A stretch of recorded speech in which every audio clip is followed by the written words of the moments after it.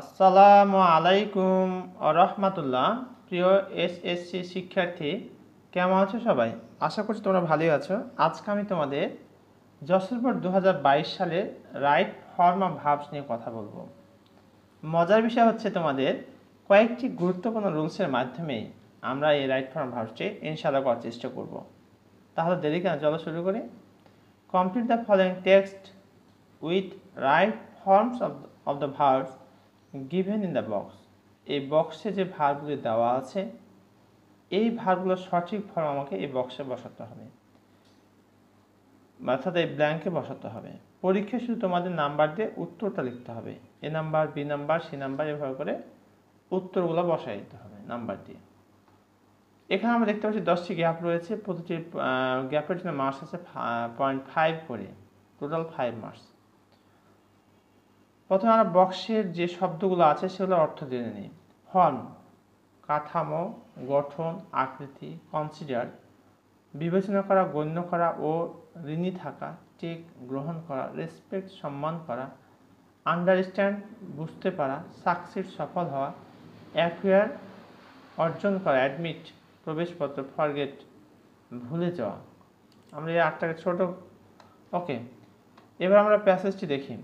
In an educational institution, একটা শিক্ষা প্রতিষ্ঠানে, টিচার স্টুডেন্টস রিলেশনশিপ, শিক্ষক ছাত্রছাত্রীর সম্পর্ক, is dash to be the most important matter, is considered.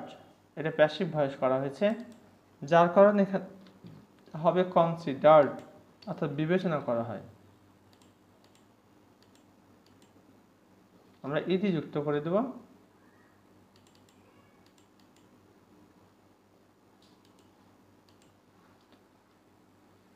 আর তোমাদের বোঝার সুবিধাতে রেড কালার করে দেওয়া হচ্ছে। তাহলে রিলেশনশিপ ইজ কনসিডার্ড, ছাত্র এবং শিক্ষার্থীদের মাঝে যে সম্পর্কটায়, এটাকে বিবেচনা করা হয় to be the most important matter, খুবই গুরুত্বপূর্ণ একটা বিষয়। It is such a relationship, এটা এমন একটা সম্পর্ক, that is dash on the basis of mutual dash, that is formed, that is formed, এটাও প্যাসিভ ভয়েস করা হয়েছে এখানে। দ্যাট ইজ ফর্ম মানে গঠিত হয় যেটি,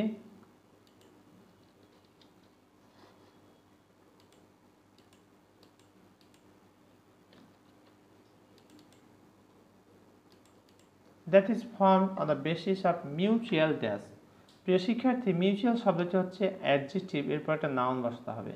মিউচুয়াল ড্যাশ, এখানে রয়েছে আন্ডারস্ট্যান্ড, আমরা ভার্বের সাথে আইন যুক্ত করে দেব, তাহলেই হয়ে যাবে।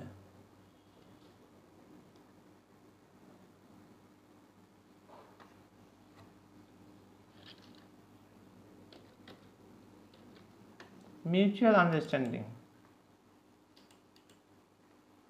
তাহলে মিউচুয়াল শব্দটি হচ্ছে অ্যাডজেক্টিভ, এরপর নাউন হবে, ভার্বের সাথে আইন যুক্ত করে সেটা জিরান করে দেওয়া হয়েছে। Basis of mutual understanding. A student always dash his teachers. A student always, a student third person singular number, এই কারণে ভার্বের শেষে এর সাথে যুক্ত করতে হবে। এখানে হবে ও থেকে ওজ হয়ে যাবে।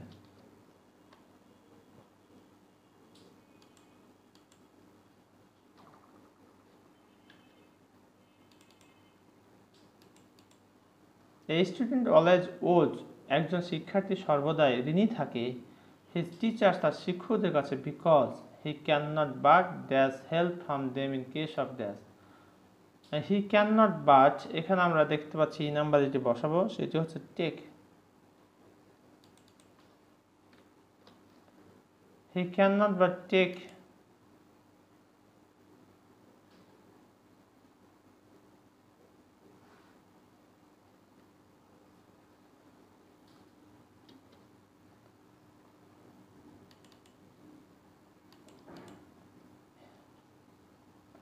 he cannot but take help from them in case of dash knowledge. In case of, প্রিয় শিক্ষার্থী এখানে একটা বিষয় খেয়াল করো, গ্যাপের পরে প্রিপোজিশন রয়েছে ওয়াব, অবশ্যই এরপর যে ভার্বটি আসবে তার সাথে কি যুক্ত করতে হবে? আইনি যুক্ত করতে হবে। অ্যাকুয়ার মানে হচ্ছে অর্জন করা, এর সাথে আমরা কি যুক্ত করে দেবো? অ্যাকুয়ারিং।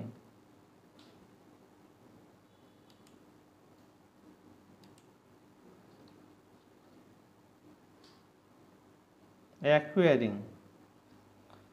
এটা কেটে যাবে, আইনি যুক্ত হবে।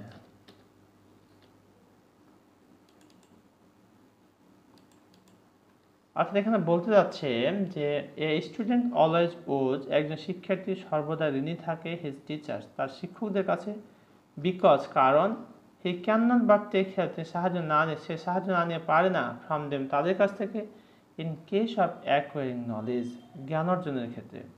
The sensible students never dash their teachers, never dash their teachers, এখানে আমরা যেটি বসাবো ফরগেট, যে নাম্বারে বসাবো ফরগেট। ফরগেট মানে হচ্ছে ভুলে যাওয়া।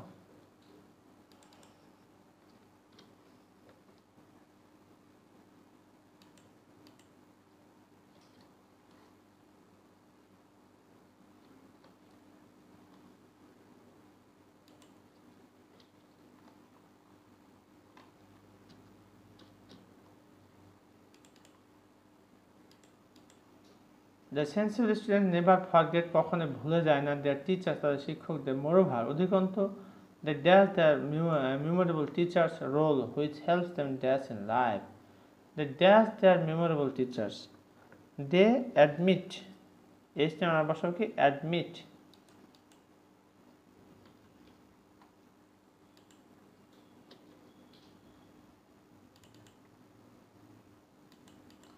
দে admit their memorable teachers role, তারা তাদের শিক্ষকদের যে ভূমিকাটা ছিল সেটা কী করে, দে অ্যাডমিট, তারা স্বীকার করে, রোল হুইচ বা স্মরণ করে, হুইচ হেল্পস দেম, যেটা তাদেরকে সাহায্য করে, dash in life, which helps them, I number বসাবো সাকসিড,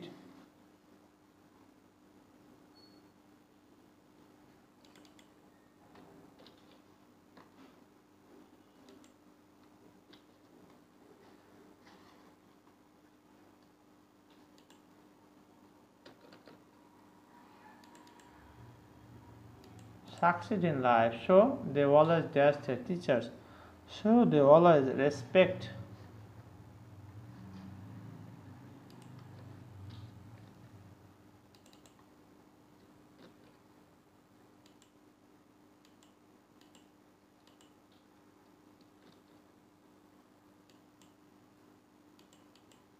রেসপেক্ট দ্য টিচার্স। প্রিয় শিক্ষার্থী, এতক্ষণ পর্যন্ত আমরা যশোর বোর্ড 2022 সালে রাইট ফর্ম অফ ভার্বস নিয়ে কথা বলেছি। আশা করি তোমরা ইতিমধ্যে এই বিষয়টি সম্পর্কে একটা ধারণা পেয়েছো। এরপরও যদি তোমাদের কোথাও কোনো সমস্যা হয়, কোন জায়গাতে কোন গ্যাপে কি বসেছে, কেন বসেছে, এই ধরনের যদি কোনো প্রশ্ন থাকে তাহলে কমেন্ট করে ঝটপট জানিয়ে দাও, ইনশাআল্লাহ আমি তোমাদের কমেন্টের উত্তর দেবো। পাশাপাশি তোমরা কোন ধরনের ভিডিও পেতে চাও সেটিও কমেন্ট করে জানিয়ে দাও। Inshallah, I'll try my best to give your comment reply. Thank you very much for watching this video. Assalamu alaikum wa rahmatullah.